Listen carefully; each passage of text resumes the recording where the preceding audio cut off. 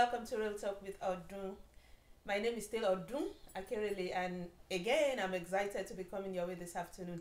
I'm super excited for the topic we will be talking about today. I'm so excited because it has a lot of things to do with parenting and our younger ones, our sisters, our younger sisters, our younger brothers. And on this show today, they are going to actually get to ask some questions, and we intend to make you laugh with some of our cultures, because we are Africans and we actually do things differently. Our way of life is totally different. So get ready to laugh, hold your ribs close, and get a cup of tea as we go on this ride today. The topic for today is being a mom to a first-generation non-Nigerian child. That's huge, right? Let me try and break that down. It's actually going to be about parenting children that a Nigerian mom had while here in the United States of America. Like I said earlier, the way we do things back home is totally different. I'm going to tell you some things that, like I said, is going to make you laugh. Growing up back home in Nigeria, you don't take everything and use at once. But yeah, you have options. You have a lot of things that you get to use at once. Back home in Nigeria, when you have a cover cloth, I remember growing up, my name was actually engraved on my own cover cloth, on my own blanket. We have two. You wash one and you use the other one. But yeah, you have a lot of them and you can just take everything and use. One other thing is taking your clothes anyhow and leaving it anyhow. Anywho. Let me use the younger one's word. Anywho. Back home in Nigeria, you don't. Another thing is when your mom is looking at you somehow. In Nigeria, she's actually saying something. She's not just looking at you. I remember my little nephew asking me recently. He said, "Why are you looking at me?" Because he doesn't understand. He was like, "Why are you looking at me? You're looking at me like this." Back home in Nigeria, once our mom look at us a certain way, we know what she's talking about. And so those are the things we will try to address today, just to help our kids, to help new moms that might face certain challenges that our guests in the studio today have faced at one point or the other in their lifetime. Did I get that right? Okay, let's save it at in their lifetime. Okay. All right. So usually we have guests in the studio and then we have a virtual guest, we have a remote guest. But today we have two guests sitting with us in the studio. Whoo! That's the first for us. And you know what? I've actually not said anything about my team since we started this show. But I have to say something here. I want to tell them well done and thank you. Because as you can see, we have a totally different setting today. And that takes a lot of work. It took a lot of time. And I just want to tell them I'm so grateful for their hard work. I thank them for what they are doing, for their time and everything. I am super grateful. Thank you to the team. From all of you watching me, we are saying thank you, team. Thumbs up.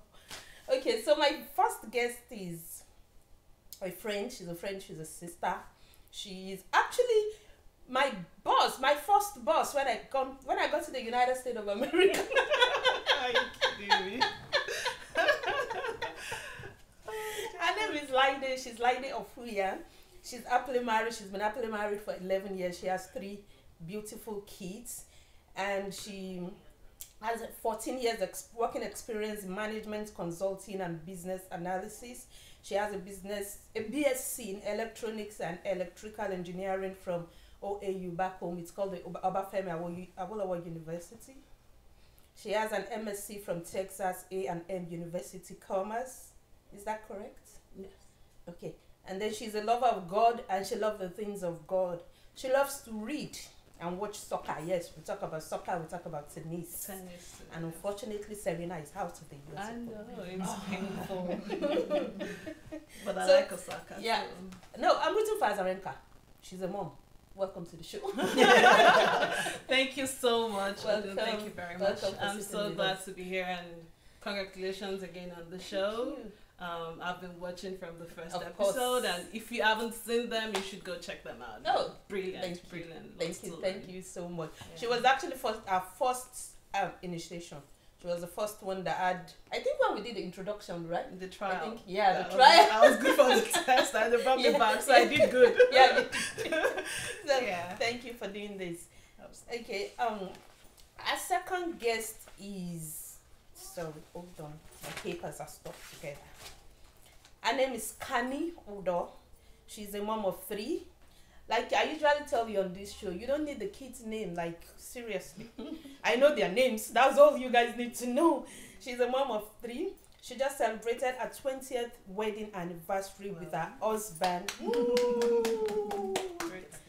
And then she moved to the United States of America from Nigeria as a teenager with her parents and her 4 younger sisters.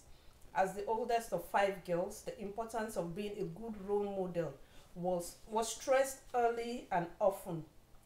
She works in corporate finance with ExxonMobil and holds a Bachelor of Science in Chemical Engineering from MIT and an MBA from the Harvard Business School. As a working mom, she tries to balance career and family life, knowing that her kids are watching and taking notes. Now, you can see she's had a lot of things packed into her lifetime, you know, because to manage such careers and to bring up kids, you people that have been through it understand the gravity, and I'm going to say kudos to you, ma. Well done for pulling us all this together. Even with your younger ones, you know, like having younger ones is a job on its own. That kind of train you. It's like the first step of training to actually training young kids. Being the first time. Thank you so much for coming on the show. It's my pleasure. I'm so glad to have you with us. Thanks for having me. Thank you. All right. Oh, she says she enjoys watching, playing, and coaching soccer. So you guys actually have something. Come on. When I heard the soccer, yes. Yes. You guys have something. I watch soccer too. I used to be an Arsenal fan, but they keep breaking my heart. Come back. We're doing good now. No, I'm not interested. Okay, so straight to the topic of the day. Being a Nigerian mom to a first generation non-Nigerian child, I'm going to direct that to you. What does that mean to you? Well, I think when I hear that, I think you're sort of the way you're having to raise your kids is different from how you were raised.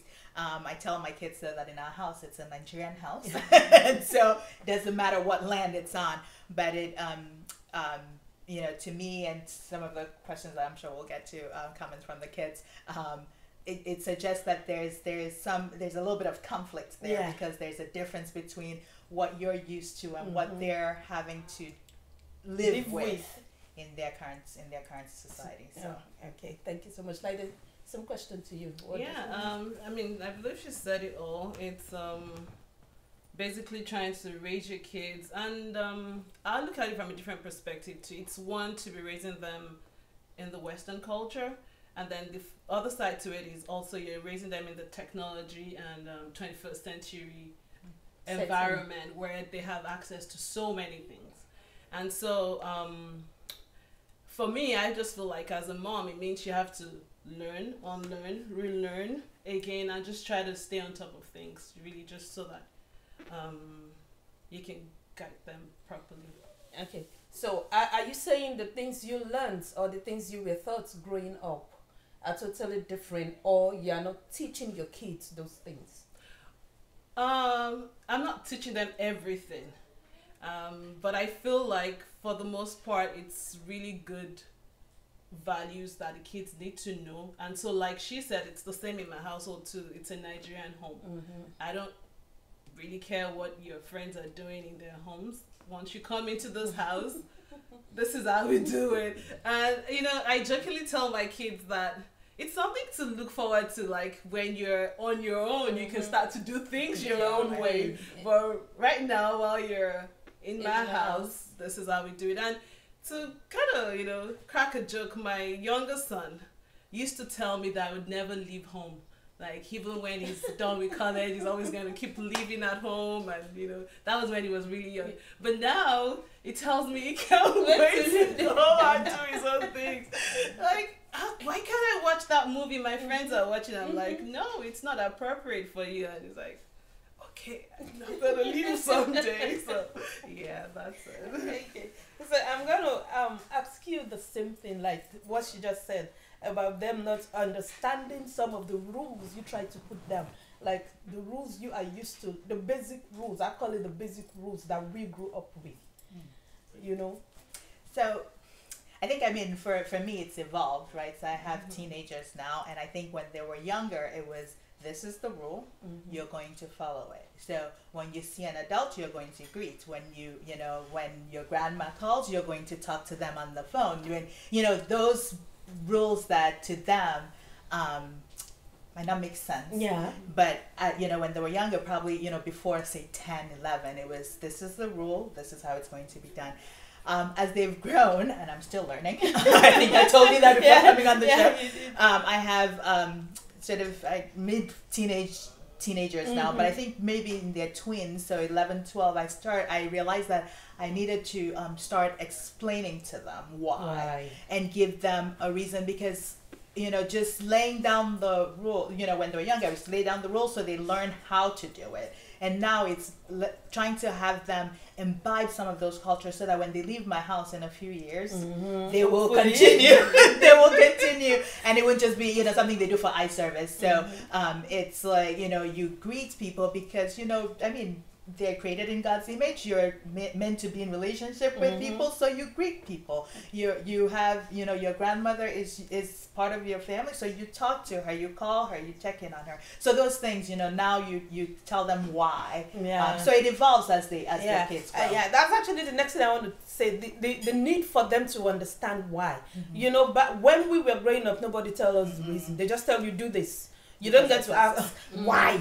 But then, they ask you why. As in, they want an explanation. They want you to tell them why you're telling them not to do a certain thing or not to touch a certain thing. Like I said earlier, the culture of having plenty. So when you're like, don't finish that cookies, they're like, why? You're like, save for tomorrow, eat the rest tomorrow. They're like, why? So that thing of why, I want us to address it. Is it good? Is it bad? Well, I'll go. I think, I mean, it's, I don't know if it's good or bad. I think when they were younger, I could say, you know, because I said so, and, you know, like I was physically bigger than them, and I could lay down the rules. My son is taller than me now, stronger than me, so it doesn't work anymore. And so you start to realize, you know, you want them to be functioning adults in society. You do want them to have that ability to question things, right? Just as they're going into the society, as they're going into their world, so that they're not sort of pushed by every wind of doctrine. So you want them to develop that ability. Sometimes they push their limits, and, you know, you do have to say, okay, that's enough. I've explained, and this is how it is. But I think giving them a little bit of reasoning why, you know, helps them know that you respect them. You respect their views. Yeah, you respect their views, and I think it helps them buy into it a little bit more. Is at least what I found with my teenagers. Okay, so you. Yeah, I totally agree with her, and for me, it was a struggle. I won't lie, because growing up, like you said, I didn't really get to ask why. It wasn't just, you know, you weren't allowed to ask why. And so I almost started raising my kids like that. But my husband doesn't, you know, have that same opinion about raising kids. So he always encouraged them to ask questions and to seek to know. And like you said, what he told me was they're going to go out there and they need to understand that they can push back, they can ask questions. They don't just have to take things, you know, the way they're given to them. And so, like I said, I'm learning also and unlearning some things, so I can relearn. And so I think it's important that we let the kids ask why, but like she said, there has to be, you know, point where you just like okay, that's it. Conversation over. Because I don't think you can actually give them a satisfactory answer. No, because they want to have their way. Especially when the teenage years, then you start to sense that they're getting into, you know, they're being a little, you know, subordinate, and you're like, okay, that's it. Okay. Anyway, so my next question would be for you: how do you feel raising your kids, raising your children in a culture that is totally different from what you grew up with? I think it's along the lines of what the lady said earlier. If you sort of feel like you're raising them to be useful in society, and society is changing, even in Nigeria. I mean, we know like that it's different from where we grew up. So you have to, you know, as a mother who loves your child, you have to pay attention to what's going on around you, how they're growing. I mean, I have 3 and they're all very different. So like there is a lot of learning and unlearning and relearning that has to happen. So I don't know. I mean, there are things that, you know, there are times when they say something and you like get shocked that, oh, we haven't covered that yet. Because that's the other thing. I think when we're growing up in Nigeria, we grew up in communities, right? Yeah. Well, so you learn from not just your parents, but your Every other aunties, person. cousins in the neighborhood. In the neighborhood. Yeah. And what I'm finding is that we're living like alone here, right? And they learn a little bit from church maybe, but everything your child knows they have to learn, right? And if you realize that, then you realize there's a lot of teaching you have to do, and so you have to make sure you're teaching the things that are important and morph to like meet them at where they are. Okay, thank you so much. I listen to you. How do you feel? How do you feel raising your child in a culture that is like totally different? For me, it's totally different. And like what she just said, it's not just here. Right. Because even back home, my right. nieces and nephew back at home, I just look at them and I'm like, oh, wow, I wish it was when I was growing up. Like, they do some things. In fact, I just remember there was a time that they actually took, you know, what we call like packs in Nigeria is actually like those big cartons of what we call biscuits. And they finished it in a day. In a day. And I looked at them, I was so angry. And I'm like, oh my goodness, how I wish it was when I was growing up that you guys came and do this to your mom. As in, so you know, it's like a total different thing entirely. So it's not just here, I think it's all over. Like you said, the thing about technology, Right. it's all over. Yeah, because what that does is when we were growing up, we only saw our neighbors, and so we had like-minded parents, so it was the same standard across board, and that's why it was easy for neighbors to scold you, and it's fine. In fact, you wouldn't want your parents to know that you got scolded by the neighbors, because then it's double. But here they watch movies, they have social media, so they see what's going on all over the world, and I mean, kids absorb everything. For me, I had some kind of bridge to being a mother, and that's helping my sister. So I have an older sister who's a bit older than I. And so when I was in college and she was having her kids, I would always go and I started seeing those differences. And it was a shock at the point, and I'm like you are not going to scold her for doing that, really, but I started learning that, oh, okay, maybe things are slightly different, and it's still a challenge. I won't deny that. The other day I was talking to my son, who's just 9, and the way he was challenging me on the issue, I mean, he was like, no, Mom, I had to wait. I'm like, how dare you? Like, where did you get that from? But then I thought, like, okay, as long as you're not being disrespectful, you can put your points across and we'll talk about it. And I always promise my kids we'll always talk about it. But when I say conversation is over, it's over. And so I don't know if I have like a right or wrong way of how to do it. I'm just learning on the job. And like she said, kids are different.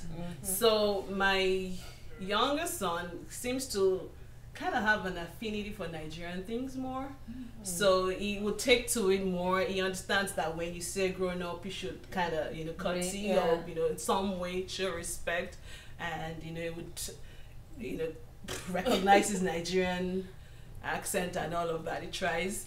But my older son is, him, right? He's like, I'm from Chicago. Like, where's your father's house in Chicago?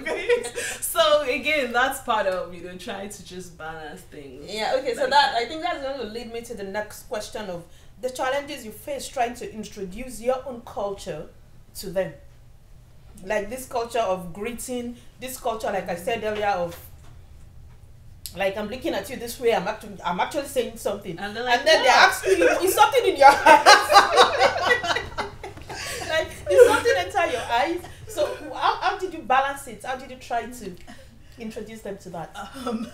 So with the looking, the communicating with eyes, I think you sort of, if you start young, you do have to start that one young, and sort of get them to read your eyes, and greeting people. I think that's why I think you have to, when they're younger, you have to teach them how to, those things, and then as they get older, you teach them why, right?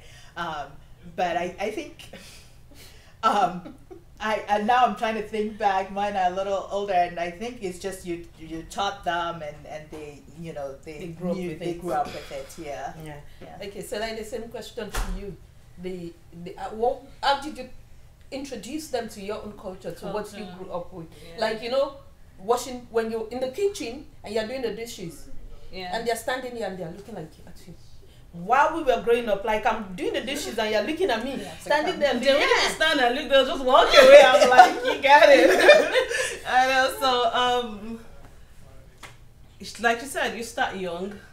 I'm fortunate my parents come around a lot, so even the parts that I'm missing out on, they kind of help to pick up the slack. And so I don't know about you, but I'm married to someone from a different culture than mine. And so again, in that area, we have a conflict of culture because I'm Yoruba, so we kneel down, prostrate, and all of those things. My husband is not, and so he doesn't understand it. He's not like he doesn't understand. He knows why we do it, but he doesn't enforce it. Like if they don't, it's okay because in this culture they don't anyway. So.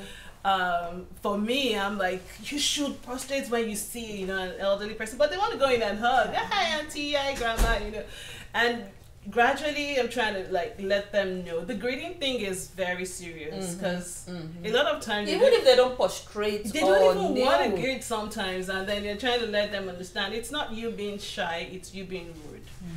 You have to understand the importance of greeting. Like when we go to the bus stop, and you should greet people when we get like everybody else is not, so why should I? And just hi, hello, just say hi. I mean that's important. So that said, just gradually introduce things, and learn that when the grown up is coming in with bags, you should try to help and take them and all those and they're like, is your hand paining you? This was actually a question my nephew back home in Nigeria asked me, and it's like, why? Nothing is wrong with that. Like, no, it's just my son actually said that to his dad, so he came back and took off his shoes and said he should take it to the closet. I was like, why? They're your shoes. And I'm like, okay. I just couldn't imagine me saying that to my dad. So he explained to him that, well, I'm telling you to take them in. And like, okay, but he really just wanted to know why. Like, it's your shoe, it's your hand. You tell me my shoes are my responsibility. How are yours my responsibility too? Yeah.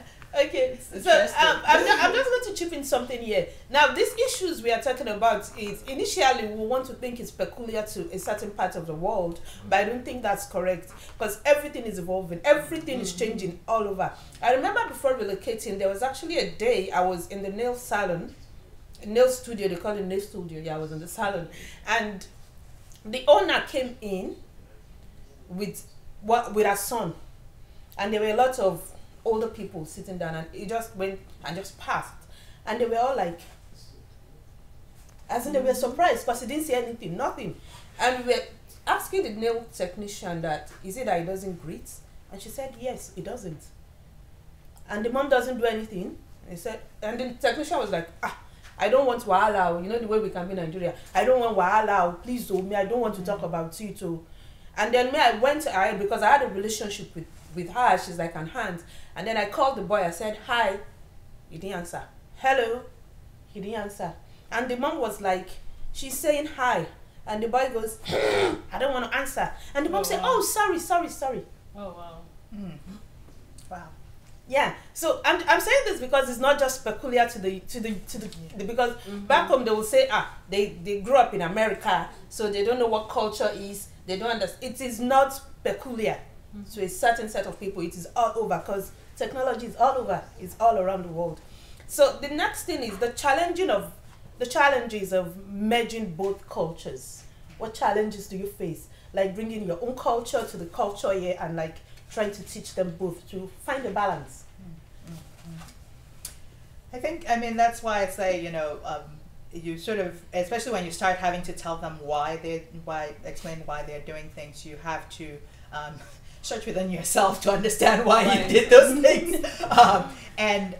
For me, I've found a lot of my friends will say I reason too much with my kids, so I'll confess that I do tend to reason a lot with my kids because I really do want them to, take take it on as their own ideals. So I ground it to the reason why they have to do something that we both agree on, and for us it's our Christian faith, so grounding it to, you say hi to people because they're made in the image of God, and you don't know how you'll affect them, so greet them and shine that light. Or you call your grandparents to check in on them. That's one that we've struggled with, and we're getting a little better. That's why I keep going back to it, is how calling their aunts and calling, relating with other people, the extended family. Yes. And I find that, that's one of the, when you talk about cultural things, especially because you live so far away, that I feel it's very important that they develop. And so that's one where I really had to explain to them how you build relationship and why, and sustain the relationship.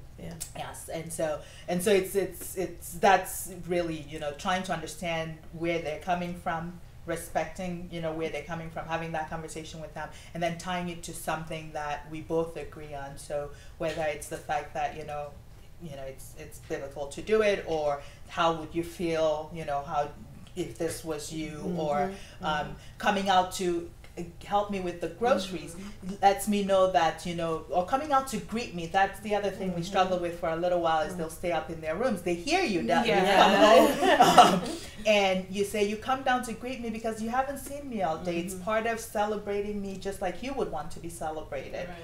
And so now, they do it, and they'll come out and give you a quick kiss and go back. But at least they would come. So it's really like helping them understand, why and how it will feel to them. All right, thank you so much. So, there's some question to you. The challenges of merging both cultures, like when you're saying wash the dishes, and it's your youngest is saying it was the oldest that used it, and that's not mine. Yeah, it's not mine. I didn't use it. So that in its own, it's a big deal to them. But for us, like, they're dirty dishes, you just wash them. It doesn't matter if it was, like, I remember telling I think I was in Dallas in December, and my nieces and nephew, I was like, go do the dishes, and it's not mine, it's hers. And I said, oh, but she cooked. Did you join her to make the food when she was making it? Or she should have done what she is going to eat alone, and then you can come do your own. As in, so those are the challenges I think we face these days. Challenges of trying to explain to them that, okay, it's just like, you just need to chip in and do something in the house. I mean, you said it, it's a challenge, and I think we're on the same page on a lot of things in terms of trying to reason with them and explain. That's why I found that even though my kids are younger, but when you really explain to them, they may not like your answer, but they really won't push back that much, because they know. What if the pushback? Well, that's when the mom, the African thing comes in, and they're like, okay, go do it. So, interestingly, just like the example you gave this morning, so I told my sons to go clean up their room, and they decided to split it. So I will tidy up the room. The older one will tidy up. The younger one will do the laundry and sort and take to the laundry room. And so I heard a fight break out. And okay, what happened? He said he was going to tidy the room. I just make his own bed and leave his brother's bed. And I asked him, like, but he's going to do your laundry. Everybody, it's like, no. It's his bed. He has to, sometimes they just, and I just had to sit down and explain to him, like, in this house, number one, we all pitch in and help. It doesn't matter who did what, we all have to try. And because it's a major, maybe because they're boys, I don't know, I don't think it's because they have. My nephew, I have a nephew and a niece. The example I just gave you. It's a constant conversation that you have going on all the time about why. And then they argue about it. It doesn't matter what you tell them to do. There's this argument. Yeah, there's always an argument. There's always a reason. There's always an example of someone who didn't do it. And, so that's the challenge. But I believe that, like every relationship, it's the communication. It's explaining it to them, not just right from the onset just shut it down. No, I think they would just keep coming back with that same, because they keep pushing to see. So it's that constant communication, talking to them, explaining to them why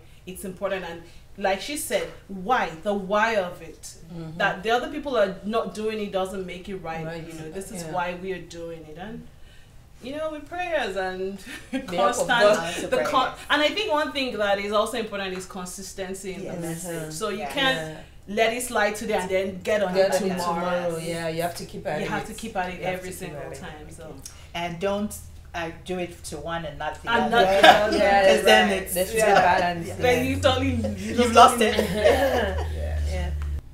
So we are gonna go on a short break and we'll come back shortly.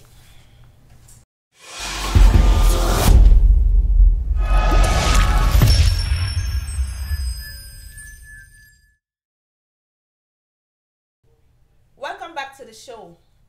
Our topic for today is being a Nigerian mom to a first generation non-Nigerian child, and we've been having some discussions and some laughs about our own upbringing and the way things are done now. You know, we can't excuse it. We can't say it's not normal. We really don't know what is normal anyway. Someone told me recently that the way we were brought up is actually not the right way. But I will tell you this: it lays the foundation of who we are today. I'm going to tell you that, good or bad, our parents got it right or wrong, we are better off because of what was instilled in us while we were growing up. And so there was something you wanted to ask her while we were on a break. So yeah, I was saying that because you moved here in your teenage years, so I'm sure you had opportunity to learn a lot of the culture before you started having kids. Unlike, you know, I came with 2 kids already, you know, even though they were born here, and it was a lot of, you know, not culture shock, but a lot of, you know, quick change that had to happen. So I know back home I had a maid, I had, you know, you had help from everywhere. I had help around, you know, and so for me, I was used to spreading out the work like that. Even growing up, you know, it was always an aunt or someone around. So now raising kids, it felt to me like we're doing it all alone. You know, so I was trying to like put a lot on them by, you know, the society standards. But for me, I'm like, hey, where I came from, we all have to pitch in and all. But on the flip side of it is going to work here, I realized that not being allowed to ask why growing up is also not a good thing. Because then you get to work and your boss comes and says something deep down inside of you, you're like, this is not right. You know, but you really won't ask why immediately. And then you would see your colleagues and, you know, those ones that were born here, immediately they take it up and they're asking questions. And it took me a while to... So it's not really a question as much as just my observation as to the difference and, you know, the culture. And my husband, again, he's very probably more westernized than I am. You know, kept saying we were raised for the 21st century. Like, we were raised for that time. And if we raise our kids the same way, we'll be doing them a disservice because they won't be prepared for some of the things they'll see out there. So the challenge now is, how do you balance it? Because you want good people, you want to raise good, respectful, ambitious. And I think that will go back to what I just said. People, but at the same time, the way we were raised wasn't the right way. I was saying that our parents got it wrong. I was saying no, exactly. No, they did not. Yeah. So Lady alluded to the fact that I moved here as a teenager, and I was the oldest of 5 girls. So I was, you know, mid-teens, and the youngest was like early ages. So I did get to in helping my parents raise. Yeah, then I knowledge. Yeah, I had some of that. But I'll tell you that, you know, and our household was definitely not just a Nigerian household. It was like an Akwa Ibom household. There were very, very specific things in the house. But I saw, you know, as my youngest sisters, you know, I left for college and would come back and see my youngest sisters. My dad actually would let her use his car to go to like meet up with friends, and I thought, oh my God, the world is coming to an end. But you know, but one thing that we always, you know, and that's why I said you have to figure out your family sort of philosophy and what you're grounded in. And you know, there were 2 things. It was like, you know, God and the Bible and being grounded in your faith and being grounded in the fact that you are so loved by your parents and no matter what, you could come to them. And so I think that Christian faith and love had to sort of be the underlying factor. And so when there were things, and you know, of course, with girls, there was always, oh, they were unfair to me, and they're fair, you know, they have a favorite. The drama goes on. But you know, always coming back to the fact that our parents loved us, you know. So yes, there's I don't think our parents were wrong. I mean, but I don't think they were right got either. it right either. Yeah, I don't think I'm doing it right either. I don't think I'm wrong. It's any parent that would say yes, I got it. because they didn't, you know. Be careful. I think we're all just, you know, finding going what through the works process for us. and just learning. And so I want to say something, because we keep saying we were raised differently. Even I want to talk about my own upbringing, because I asked my own dad questions. My dad was that person that would tell you, challenge me. If I'm wrong, tell me. And so when I disagree with something, I think I had that conversation recently with someone, and the person was like, when were you born? It must be Gen X or Gen Z my or whatever. My dad, despite the fact that he was in the military, that room was there for us to challenge him. That room was there for us to say that what he did is wrong, they are wrong. And that I tell people, my dad was the only dad I knew growing up that will apologize and tell you I'm sorry. Now, if I'm going to believe what that person, because I'm trying to replay the conversation I had with someone that said we were abused. That we are taking pride. Yeah, we are taking pride in our upbringing and when we were actually abused. And so I want us to talk about the difference between discipline and abuse. You know? No, there's definitely a difference. Yeah. And that's why I said, you know, going back to, it has to be grounded in love. And whatever discipline, correction, it has to be grounded in the fact that you love them and you want them to become functioning adults, and that has to ground everything. I mean, I did see families that I would, you know, what they did, I would say bordered on abuse growing up, especially in my early years. Because we were spanked. Yeah. But spanking is not That's what abuse. she was saying, that we were Spanking is spanked. not Well, you abuse. should not be spanking your kids. So it means you were abused. And Yeah. you're like, There has to be a point where you don't spank anymore, though, Right. as the kids, Yeah. grow. yeah. And so I believe, I mean, I did spank my kids when they were younger, and I still spank my youngest, who's 7. He actually did something the other day where he took something and then lied about it, and so I did have to pull out a belt, and it was not fun, but I had to do it, and you know, I did it. I let him cry and soak in it for some time, and then explain why he was spanked. So you have to do it in love, and then going back to, you know, that place of respect and helping them understand why. I mean, for me, it's the same. I think kids should be spanked, but I think that there has to be, the important thing is the motive behind it. So like she said, if it's grounded in love, the purpose is, I need to get it right with you. I need you to understand, you know, from this young age, you know, the decisions you make are very, very important. And it's also for me, maybe not as frequently as our parents did it. Yes, of course. I would actually, just in case my father watches this, I'll bear it up and say I was only spanked once growing up. Oh, okay. Just once. And it was for not doing very well at school. I was slapped once. So And I cried more than the slap because my dad... You felt hurt, right? Yeah, I felt like betrayed. No! How did you do this to me? Yeah, because my mom used to call me my dad's favorite. So the fact that he slapped me that day, I felt betrayed. And the slap was not even my doing. I was just defending my sister. So for him to slap Maybe me... you were mouthing out for something. No, we had that relationship with my dad. Not with my mom. My mom would bring out... There's something we call the rogu. Yeah. My mom would break the rogu on your head. But my dad, we had that relationship with my dad. So he slapped me that day. And I cried from morning till night. So it was obvious I wasn't crying for the slap.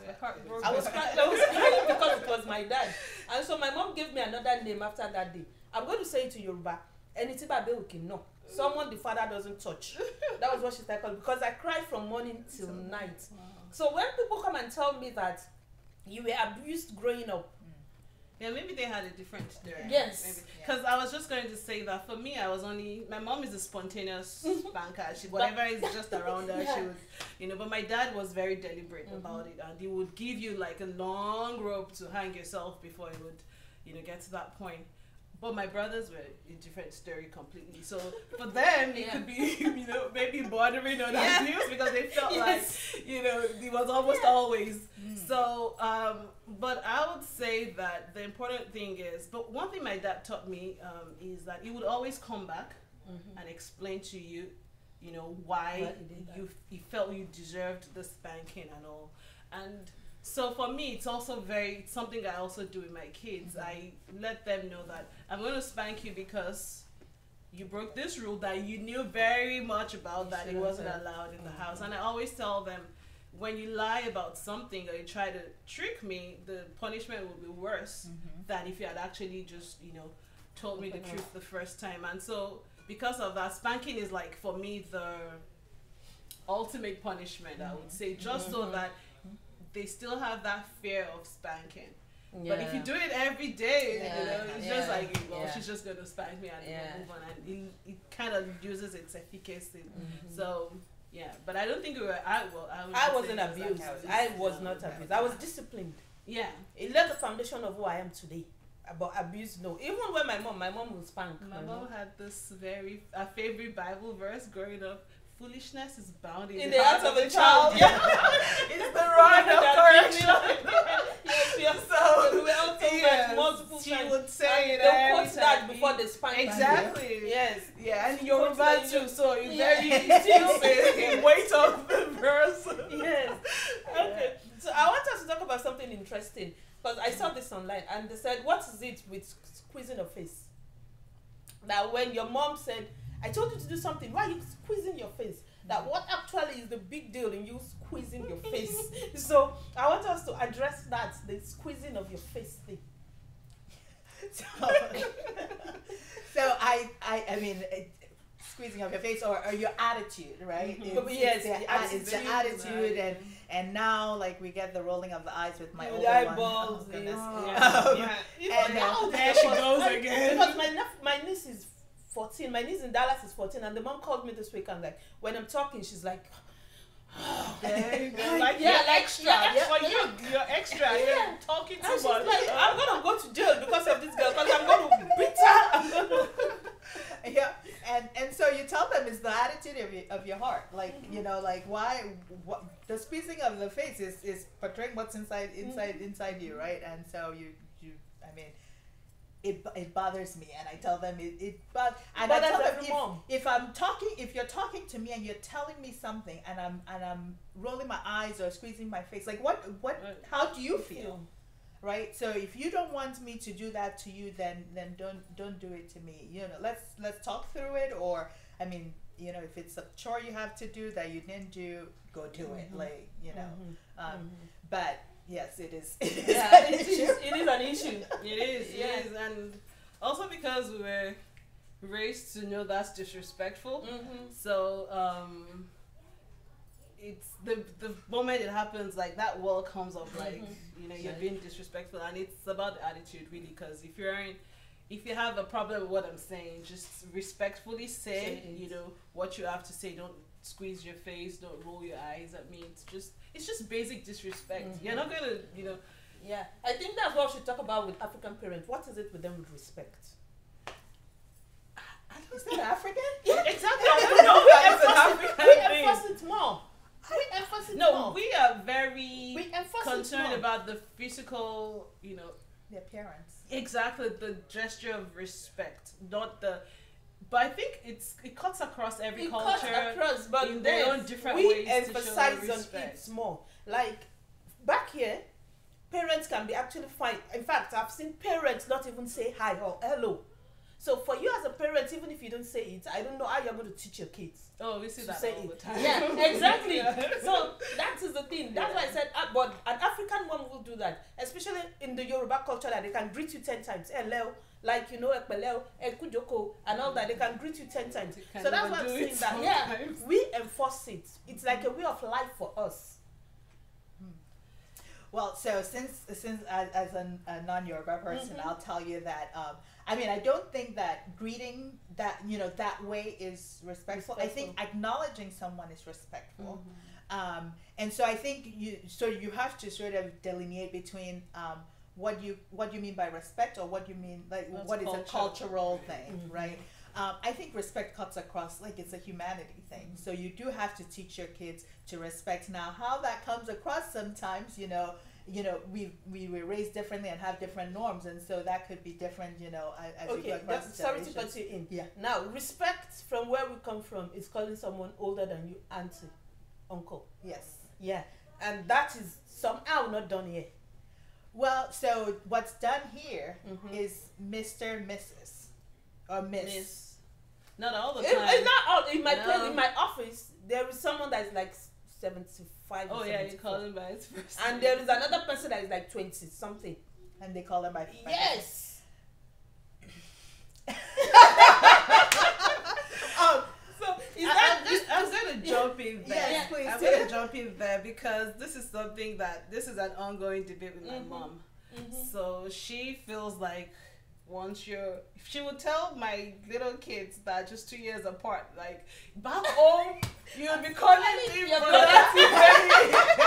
I'm like, how dare you talk to him like that? But I always also go back to our culture, the Yoruba culture, that acknowledges that the fact that you call someone brother or you kneel down is not actually an act of respect, because in the next breath you could actually be cursing the person out, so for me, when she comes up with how could my 7-year-old be calling his 16-year-old cousin by the first name thing, and she's going on and on about it, I'm like, it's about letting them understand that this person is older than you, and so you have to accord the person some level of respect in how you talk to the person and how you act with the person. You're not going to talk to him the same way you would talk to, your age. But that we have to call I feel like it, I don't know, I mean, because I'm saying it out now, then I'm thinking that you have an uncle, are you really gonna call your uncle by the first name? It doesn't really make sense. And part of that was ingrained in us. Like, well, I went to boarding school, and I know, like, you had to call senior or sister. Like the grade above you had to call them sister, whoever, and then senior, whatever. And so it was acceptable in that culture. I feel if you go around here. It's a language thing versus a respect thing, right? If in your workplace you start calling the older guy, I can't even bring myself to do it. Yeah, so I think it's an environment thing, and that's why you sort of have to teach your kids why, the why, so they know, okay, you acknowledge this person this way because that's part of their culture, they'll understand it. But when you're in this type of environment where, you have to be colleagues, you have to know how to relate. Juggle both, right. Okay. All right. Thank you so much. So the next thing we want to talk about is when we come back, we're going to go on a break. It's going to be about good grades. Oh, great. So we'll be back.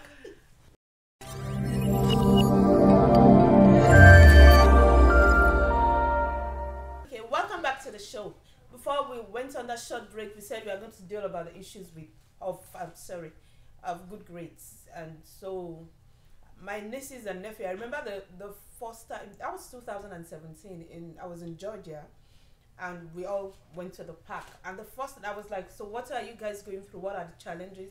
And the first thing was, what is it with African parents and good grades? So I'm asking you now, what is it with African parents and good grades? Is it African parents? I think all parents want their kids to do well. That's up for debate. We emphasize it more, and we probably emphasize it a lot more. I mean, you just know where you've come from. Exactly. And you feel like they have so much opportunity ahead of them. You just want them to be able to fulfill their God-given destiny and do well. And it starts with the good grades. Yes. So all right, I think that's part of what underlies it. Yeah, I agree. And I'll just add that also because back home education was seen as the only way to succeed.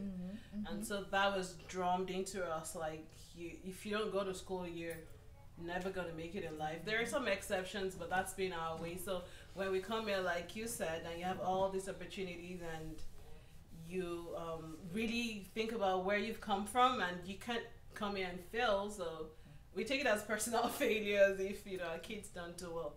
And I would reference this book Triple Package that talked about why immigrants do better than Americans when they come here, and they actually they kind of put the spotlight on Nigerians because we do like way better than other Africans just because we push our kids to go to school, and not just go to school, you have to go and study like Get good grades. yeah, and you have to do what they consider the professional areas of study. And it's not just us, it's the Indians too, and the Chinese, Asians pretty much too, like people that have come from far and have struggled. When they come here, you want your kids to that's our own way of showing that we came and we saw and we come back. So I spoke with someone about that question, and the person said to him he believes that's the only thing that can make you stand out. He said, because I don't want to go into racism and all that, but what he said was it will actually give you an edge considering your color. Yes.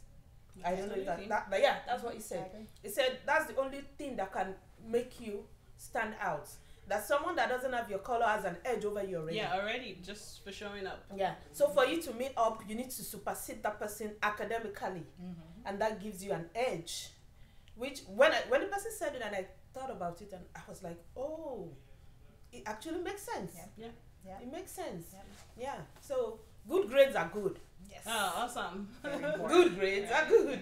So it's not that the parents are just trying to force on you or whatever. They're trying to make you have an edge. Can I just crack a joke that happened today? So we were watching the soccer match this morning, and there was this guy that was playing. They just got promoted from the championship to the Premier League, and they were saying that he got like full scholarship to Harvard or one of those schools, like Ivy League schools, and tried to let it go so he could concentrate on his soccer career. And the first thing that I said was, he's not from a Nigerian home. Like, you can't even... Yeah, I was looking at him, I'm like, really? I couldn't wrap my mind around it. Like, you got full ride to a good school, and you said, no, I don't want to do that. I want to play... Really? Yeah, I guess that's just the Nigerian in me, but he's British, so it was okay with his parents. Oh, he's not Nigerian. He's not an African. He's not. No, he can't be an African. They'll tell you find a way to go to school. Yes. Otherwise, no. My niece, I have a niece that is now a medical doctor that actually wanted to do modeling, and the dad was like, The dad is a medical doctor too, and she was like, she wanted to do modeling. I haven't finished. She's still going to go do that modeling even after. But dad's the dad was like, no, you have to do that first. Yeah. Before, and then she got a lot of opportunities that came my way then, and dad, in fact, it was a big issue between my sister and her husband. But the dad was like, no way. She needs to go get that medical degree first. So good grades are good. That's what we do. Yeah. Anyway. It's good. Something good to know. At least to give yourself that option. That's what I'll tell people. Absolutely. Give yourself that option. You might decide not to do anything with it at the end of the day, but at least nobody's gonna take it away from you. You know it's there. Okay. All right. So now let's laugh a bit. The way for us to laugh is to address some questions that we have from our kids, from our teenagers, from our young people, and. Like we've addressed the one of not calling anyone older by name. We've talked about that. The one is understand. They said, why do we need to understand their proverbs and metaphors? So, what is it about proverbs and metaphors and African parents? Well, I will. Like the one of looking at. I said that before. She's not saying any proverbs at home. And I'm looking at you, obviously, me looking at you this way is actually saying something. And then I expect you to understand what I'm saying. But then you are looking back at me like, is something wrong with your eyes? So what is it with us and proverbs and metaphors? Well, that one of the eye communication, I think I do with my kids, and I Non-verbal. think they get it. Non-verbal The communication, non-verbal thing, yeah. they when I'm looking, they know that drop it, get out of there, or but the proverbs and I don't know, I don't really remember talking to them in proverbs. So You speak your language, or you speak your language, and like, what is it? oh yeah, I Yeah. do that. That one, yes. That's what I do. Yes. Yeah, even though they don't really understand it, but Yeah. Yes. yeah, but Okay, there's another one that said, why do we need to learn to read our parents' facial expressions always, especially your mother? Because she's telling you the right thing to do. That you expect them to read when they don't even know what you're. And like at times, I remember my mom is like, when they're tapping their feet, they're looking at you and like You when know? you go to a friend's house and they're And they come offering you food, Mhm. and you're all over the food, and your mom gives you the look. Oh, I'm good. I'm good. Yeah. Even though you're hungry. Even though you're hungry. You're like, I'm so full. Yeah. Okay, and then we've talked about the one of kneeling down and prostrating to greet. I'm gonna go to my phone and see. Wow. Okay. Okay. This one is, why do you always not want us to go out with friends?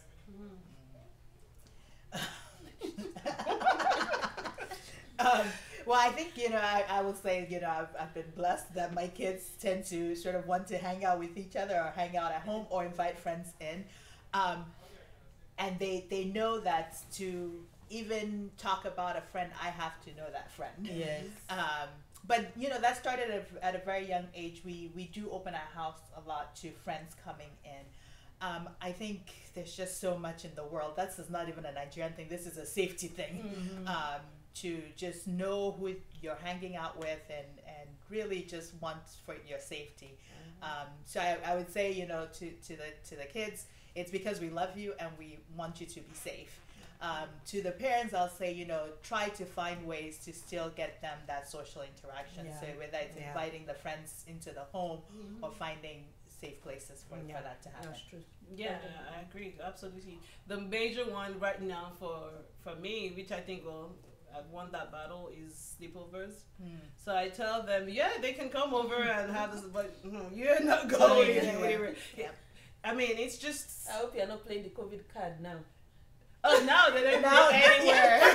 COVID is great now. That's the best excuse It's now. the best. Like, it's not. It's not safe. But even before then, it's like no, we just made it a rule so that we don't have to keep having the conversation. Like, you're not going on sleepovers. It's okay to invite your friends and they can come, and we've had a few, but no. But like she said, it's all about just safety and not knowing that the family of the friend that well enough to let them go and be exposed to whatever for that period of time. So it's not just about the physical safety, it's also about their mental and physiological safety. So that's Okay. right. Thank you so much. The next question is, what age would you allow us to date? Oh Lord. Pass. No. I can tell you that my daughter is not dating until she's 25. Right. Yeah, right. Yeah, right. The boys may be 18, but the girl. I thought one of them said, I'm not gonna get married. Oh, they're discovering girls now. So, I'm not gonna get married. yeah, they actually said they weren't going to get married. They're gonna They were live going to live together, and they came up with this. Yeah. But then But the now- other day, my oldest, who's your friend, was telling my niece, who's a little older than him, that I'm going to marry before you. Genge. And she was like, what? Why? It's because I'm more attractive. And everybody was like, you? It was, oh my Lord. Seriously, I can't believe it. Would have come from the younger, I would have. Yeah, not he's been the ladies' surprised. man, but Yeah, everybody were like, really. really? Now you're ready. Attractive. I'm like, okay. And I told my husband that birds and bees talk. You gotta have it. Yeah. All right. So what about you? You don't want to have that conversation. No, She's been there. I know we've had to have the conversation, right? I have a 15-year-old who did have a girl that really liked him, at an age that I thought was inappropriate. And so we had to have the conversation because there was like all the way from you have to be kind, but it is unacceptable. So we've had to actually, the latest book that my husband bought for him is called, I think it's called like Inexperienced Boys, Aggressive Girls or something for him.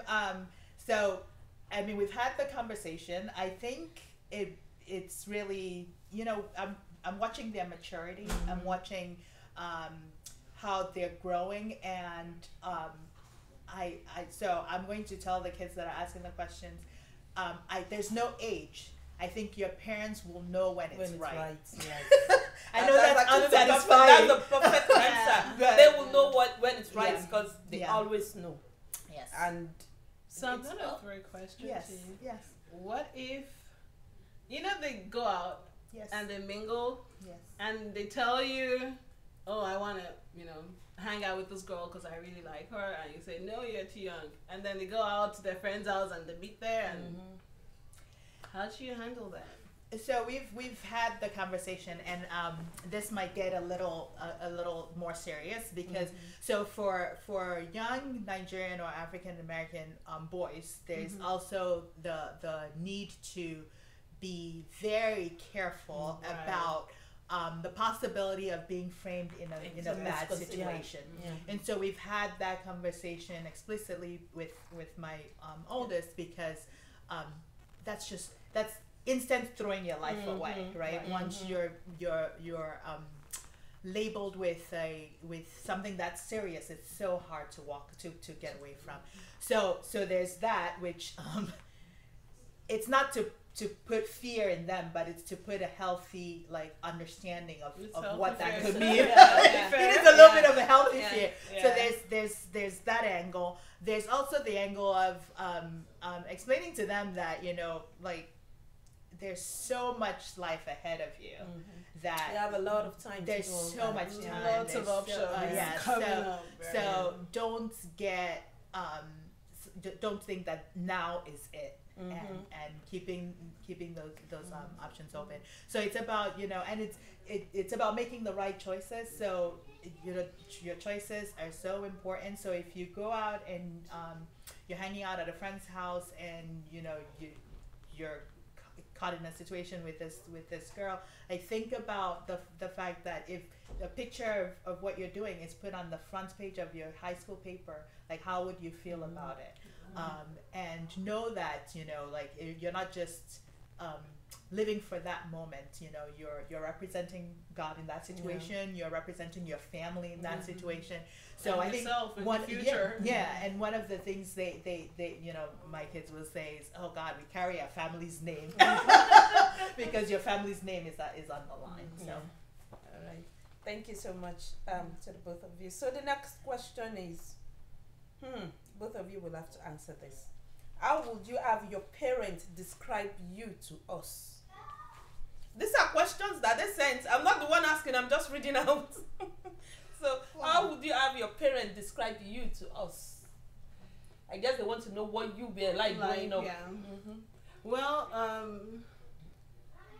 we have that conversation all the time at home because, like I said, my parents come around a lot, and my kids are pretty close, to my parents, and they always ask, and I've never really, I think, your parents are very matured and intelligent enough to know what can be disclosed to your kids, they give them what they need to know, and so I've never really had to censor that conversation, just because I know they won't tell them what they don't need to know, and maybe because I'm proud of them.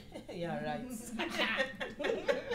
But in all honesty, I feel like it's important to let the kids know that whatever you're going through, it's not new and it's not peculiar to you.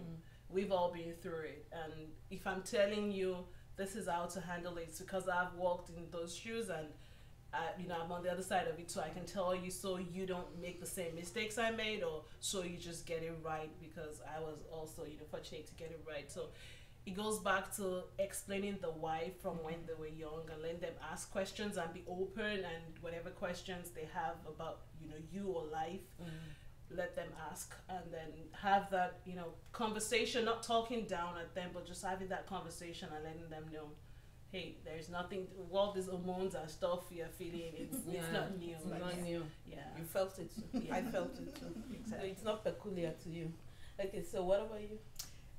For me, actually, my kids do call, especially my siblings. They call my siblings to say, "Oh, mom did this, and she's saying this, and how, when she was growing up, this." And luckily for me, I was a very being the oldest, I had no room for error. You had to be extra responsible. Oh my goodness, I was the oldest child from my parents, but also the oldest grandchild. Oh. So there was so many eyes on me. Yeah. So. I don't think there's a lot they will find if they ask. But they do ask my sisters and try to get some stories here and there to challenge me. Yeah. They're at that age, but Okay. The funny one for me is when I'm talking with my mom, and it seems like an argument, and we're going back and forth. Then my kids go like, "Why can't we do that? Why is it okay for you to, talk and argue with your mom, but we can't do that with you? I'm like, you earn it. You get to that age, you can do the same too. Yeah. So we have less than 20 minutes to go, I think. So we're just going to take this. What is the reason for being so protective during our teenage years, when we should be living our years before adulthood to our fullest? oh god. That will be the last question because we need to go. We don't want you to regret it.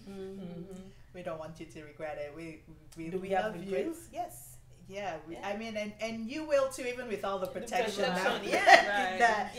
But we don't want you to make irreversible mistakes. And I think mistakes are important. That's how you learn and grow. I think taking some risks are good, healthy for the kids, but it's taking the right ones and not taking ones that throw your life away. Right. Okay. Thank you, lady. Yeah. Again, I agree. I agree with. So it's you understanding as a child that what you feel like in your teenage years, you know it all. You feel like you've seen life. You feel like you're wise, you're smart, you can wriggle your way out of things. But it's you coming to understand that your parents have again been through it. They've done that. Even if they've not done exactly the same things, they've seen people who've done the same things, and so they're telling you it's not the right path for you. And again, there should be some room for expressing yourself and personality and taking some risks, but I think the God-given mandate for every parent is to groom the child, teach the child the way that he should go, and when he grows up he'll not depart from it. So it's for you to understand that at that point you're being taught a lot of things, so that when you grow up and you want to start to live that adult life, you are grounded in the right things and you can make the right decisions. And trust me, it may be fun at the time, but you don't want to live your life looking back full of regrets, because what would happen is you would look back and you blame your parents for not doing their jobs, because they let the ball drop. So it's okay to be frustrated. I think it's just synonymous with being a teenager to be frustrated at your parents, your teachers, and everybody. Because you feel like you're not a child, you're not a grown up, you're just in between, and you're like, why can't I? And that's another danger of this society, because you look around and you're hearing a 16-year-old that left the house and living alone and I was reading about this. I'm sorry to bring it up, because the Smith family and how the son, what's his name, Jaden? When he was 15, I think it was when he asked to be legally from his parents, and they did that, and I'm like, it happens a lot. Wow. And to you, that's still a child. You still don't know. So, and then for our culture, we have this strong connection to our kids. Like we see our failures and successes through Through them. them. We can't. Yeah. We don't want to get it wrong. Yeah. I think Yeah. here they're a little more liberal about that connection. Disconnected, Like, yeah. I've lived my life, go Yeah. live yours. But Yeah, in fact, once you're at a certain age, they want you out of the house. yeah, But back home, they really don't care. yeah. As long as they can still keep tab on you. But usually, when you're 18 in back home, they expect you to leave the house. They expect you to Back Back home. Which home? to go to college. I wanted to say go to college. well, you I go didn't to leave the college, house, but you you go to come back college. home. No, you come back home until you're ready to get married. Exactly. Oh Yes. no, I wanted to say leave for college. Okay.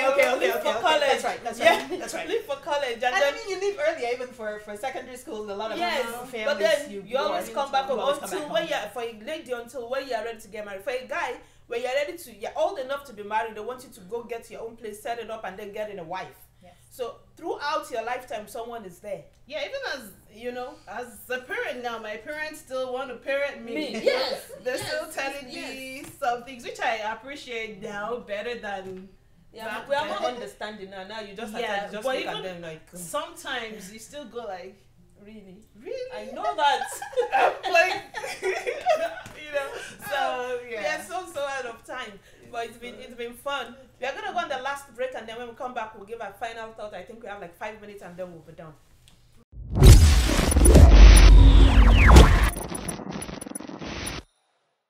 Okay, welcome back to the show, guys. So we are just gonna give our final thoughts because we are so behind time. So I'm gonna come to you. What are your final thoughts, your advice to the younger ones, to parents as well? So to the kids, I just want you to know, I mean, your parents love you, and they're really trying to do the best for you. And to parents, start young, and you know, like we started off with, know that it's going to be a journey. You will grow through it, and I think for both parties, remember it's really about love and respect, and thinking about what legacy you want to your Yeah. family to have. So that's what I would say. All right, thank you so much. Lida, your final thought? Okay, yeah, so I'll start also with the kids. It's to understand that while it's okay to ask questions, it's important how you also ask the questions. It's to appreciate that your parents love you and they want the best for you. They want you to make the right choices in life. And while it's okay for you to express yourself and be yourself and find yourself early in life, you should be open-minded. You should come to that. Learning is about being humble enough to understand that you don't know and you want to learn, and don't have that same wall that most teenagers have, like, they just don't love me, they just don't understand me, they just, it's to be open-minded, listen to your parents, talk to people, listen to, especially family. You have to be careful where you're getting your information from too. And to the parents, I would say one thing that I'm learning is to quickly define your values as a family. What are the values that you want your kids to grow up on, and to be consistent, and to lovingly scold your children. Let them not have to ask, how you feel about them, if you love them or not. Let them understand from the very onset. Like I said, that's the foundation of it all. The love you have as a family and your faith, which is your value as a family, is what you build on. And don't be afraid to make mistakes, I guess. Yeah. It's a journey, you're learning. And as times evolve, to evolve with the times too. But God will help us all. Yes. Thank you so much. Okay, my final thought will be to the parents. There's actually no rule book. Nobody can come and tell you that this is what I did that made this child turn out like this. And this is what I did not do. There's no rule book. We all go through the process and we hope for the best. So like they both said, core values is important, and then the foundation is very, very important. Your foundation should be something that you laid strong, so your kids know that from a very tender age. It's not when they get to their teenage years that you try to instill things into them. The work should have been done right from the cradle. That's for the parents. For the kids, of course they love you. We love you, and everything is for your good. Whatever they say or do not say, Whatever they let you do or do not do is for your own good. No parent wants you to turn out the wrong way. No, I don't think there's any parent that want their kids to turn out the wrong way. They all want you to come out better than them, actually. So whatever it is that your parents are telling you to do or not to do is for your own good, and they love you. It's from a place of love.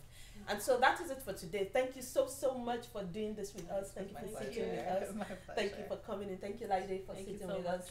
And we hope the next time we call you, because we still have questions we could not finish today. So the next time we call you, we hope you'll come and sit with us. Absolutely. Thank you so much. Thank you, viewers. Thank you for doing this with us today. Thank you for always listening, and thank you for your support. We are getting the messages, and it's really very encouraging. Thank you all so much. And again, once again, like I used to tell you, you can join us on Instagram. You can follow us on Instagram. We are on Facebook. You can like our page.